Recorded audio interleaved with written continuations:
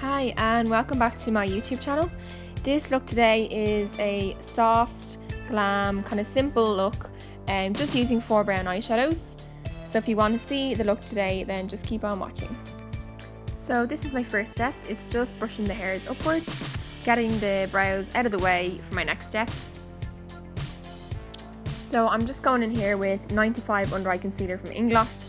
I'm going to use that to sculpt out the brow first, and this is just going to really carve out the brow and provide lots of definition, and I haven't even used any brow products yet.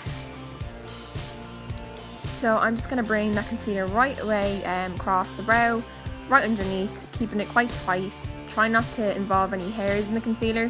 You're just going to go slightly lower, and then I'm going to bring down the whole eyelid then as well. So this is going to set my base for my eyeshadow. It's going to get rid of any kind of veins or discoloration, any kind of redness that sometimes I get in my eyes. I'm just going in here with a 4SS brush from Inglot, and I'm buffing out that concealer across both eyes. So I'm just continuing on buffing out that concealer with a really light pressure with the brush. I'm going to keep buffing that concealer out until it's slightly more dry.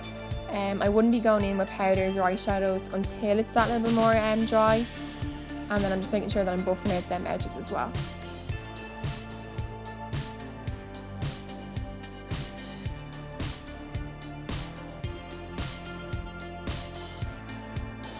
So as you can see, the buffing process does take quite a while, but it really does make such a difference to the makeup. Especially when you're applying your eyeshadows, your base is crucial. It has to be really well done, and you can't rush this step, definitely not. So that is the line that we made. So as I was grabbing more products, I opened my eye and it creased, so I'm just going back in here with a brush and just blending that out. So you kind of really have to set the concealer quite quickly, and I'm going to use a 503 sculpt powder from Inglot. They're actually kind of highlighters, so you can use them for underneath the eye as well for brightening up the skin. I'm just going to use this here just to set that concealer.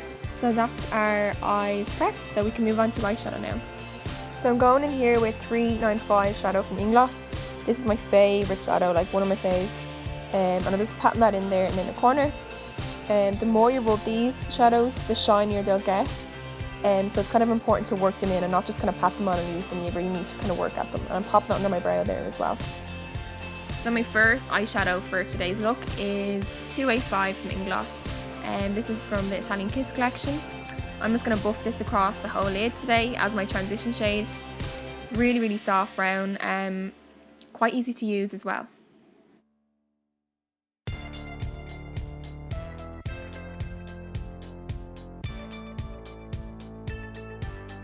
So I'm going in with the same shadow again just to build up that colour until I'm happy with the transition, and then I'm putting it underneath as well. So whatever shadow I use on top, I'm going to use on bottom as well. I'm now going in with a smaller brush, so this is the 6SS from Inglot, and I'm using Latte from the P. Louise palette. So I'm just going to build up that colour Latte before I move on to anything darker. I'm not going to bring up as high as the first shade, I'm going to keep it a little bit lower. And then I'm going to swap brushes here now as well, and this is a 48SS from Inglot. It's just a little bit more denser, so it's the white hair brush here. It's just going to pack on the colour a little bit more, so I'm going to build up the Latte colour even more. And I'm going in with a buffer brush then as well. I'm putting that transition back in there just so it doesn't get lost.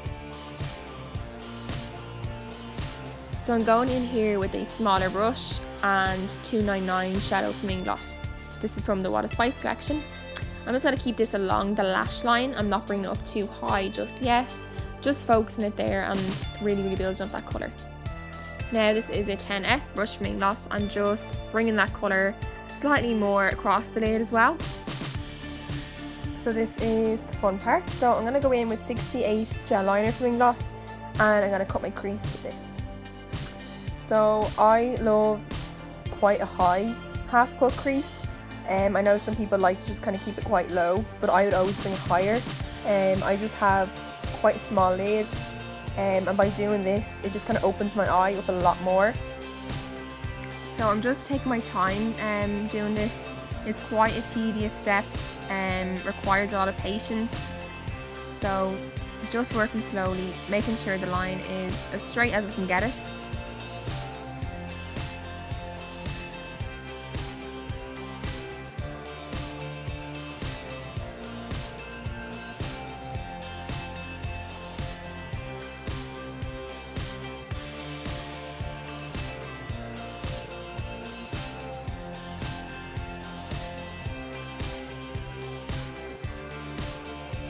So I'm happy enough now with my shape. I'm just kind of finishing up things, smoothing out the product. I'm going to clean off the brush and then come back and just blend the very edge there. So I'm going to pat on 54 body sparkles from Inglot with a dense brush while the gel liner is still tacky. And then I'm going to use Beige Breeze then from Fuchsia makeup, and this is just going to go at the very end of the half cut crease. I'm going in with just more of that inner corner highlight while the gel liner is still tacky in that area, just to intense that colour. And then going in with a 6SS brush with my transition shade to the very first colour, and I'm just going to blend out that edge. So I'm just going in with all my original shadows. So starting off with your 285, going in then with my Latte, and then my 299 then as well. Just keeping the darker colour along the lash line and darkening up that V shape there.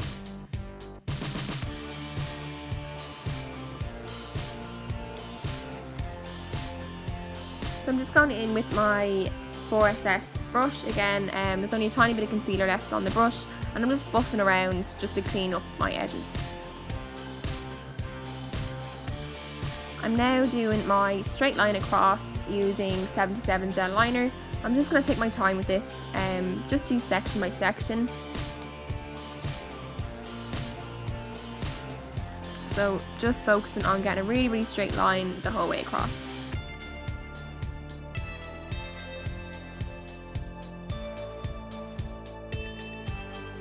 So when it comes to doing gel liner, I really do feel like it's the brush that makes everything easier. I'm using a pointed liner today. You can also use the angled liners, kind of whatever you find easiest. It's personal preference at the end of the day. But just another tip as well, like when you're doing liner, like don't look straight into a mirror and do that kind of whole squinty thing, or even hold your lid. Like I would never stretch the skin or like that. Just look down in a mirror and take your time. Do section by section, there's no rush really. So after adding the gel liner in the waterline underneath, I'm going to connect those two lines to meet in the inner corner, and this is really your inner wing.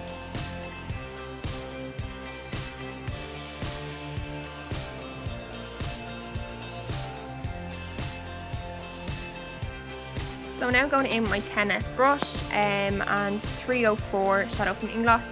This is like a dark chocolate brown. I'm just going to use that to smoke out the liner, mainly so you don't see where the liner kind of starts and stops. I'm just going to really focus the darker colour along the lash line.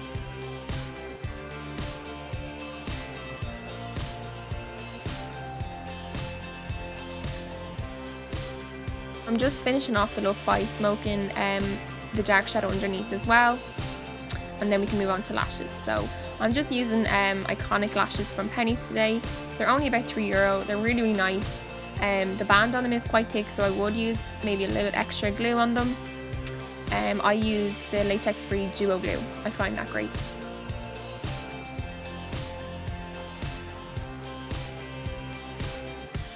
So I'm just showing you how much glue I have on here. I'm going straight into the middle there after about a minute or so of the glue being on, and then I'm just placing the inner corner nice and tight to the lash line, and then the same again then to the end. So that is pretty much everything from me today. So I hope you enjoyed this little look. I'd love to do a couple of more, so let me know what you'd like to see, and then thanks for watching.